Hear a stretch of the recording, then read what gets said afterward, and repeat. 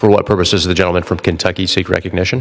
Mr. Speaker, pursuant to Clause 2A1 of Rule 9, I rise to give notice of my intent to raise the question of the privileges of the House. The form of the resolution is as follows.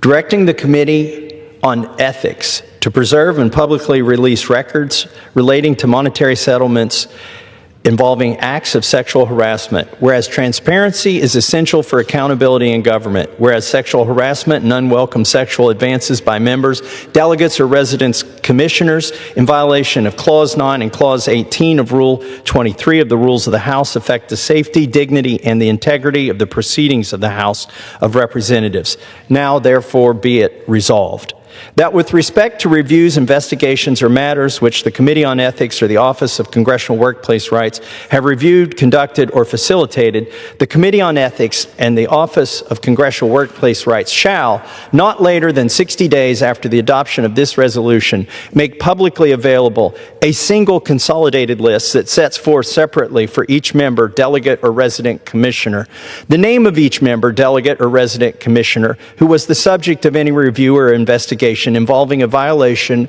of Clause 9 of Rule 23 of the Rules of the House of Representatives as it pertains to acts of sexual harassment, or Clause 18 of Rule 23 of the Rules of the House of Representatives, or any case involving sexual harassment or sexual abuse if it resulted in a payment of taxpayer funds, and, adjacent to each such name, the total amount of taxpayer funds included in all settlements, payments, reimbursements, awards, or other financial considerations paid in connection with such matters.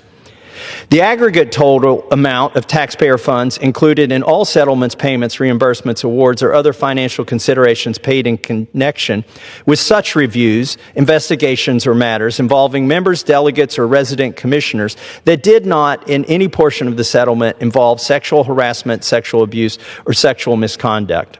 The aggregate total amount of taxpayer funds included in all settlements, payments, reimbursements, awards, or other financial considerations paid in connection with such reviews, investigations, or matters involving, in part or in full, sexual harassment, sexual abuse, or sexual misconduct by employees of the House of Representatives, and the aggregate total amount of taxpayer funds included in all settlements, payments, reimbursements, awards, or other financial considerations paid in connection with such reviews, investigations, or matters involving conduct by employees of the House of Representatives that did not, in any portion of the settlement, involve sexual harassment, sexual abuse, or sexual misconduct.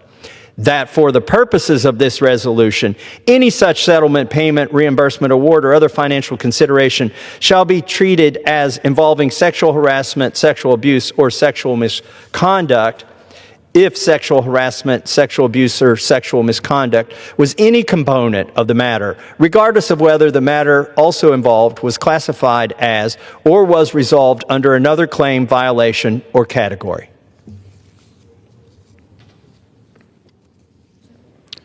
Under Rule 9, a resolution offered from the floor by a member other than the majority leader or the minority leader as a question of the privileges of the House has immediate precedence only at a time designated by the chair within 2 legislative days after the resolution is properly noticed. Pending that designation, the form of the resolution noticed by the gentleman from Kentucky will appear in the record at this point. The chair will not at this point determine whether the resolution constitutes a question of privilege. That determination will be made at the time designated for consideration of the resolution. Does the gentleman from Kentucky have a motion? Mr. Speaker, I move that the House do now adjourn. The question is on the motion to adjourn. Those in favor say aye. Aye. Those opposed, no. The ayes have it. The motion is adopted. Accordingly, the House stands adjourned until 10 a.m. tomorrow for morning hour debate.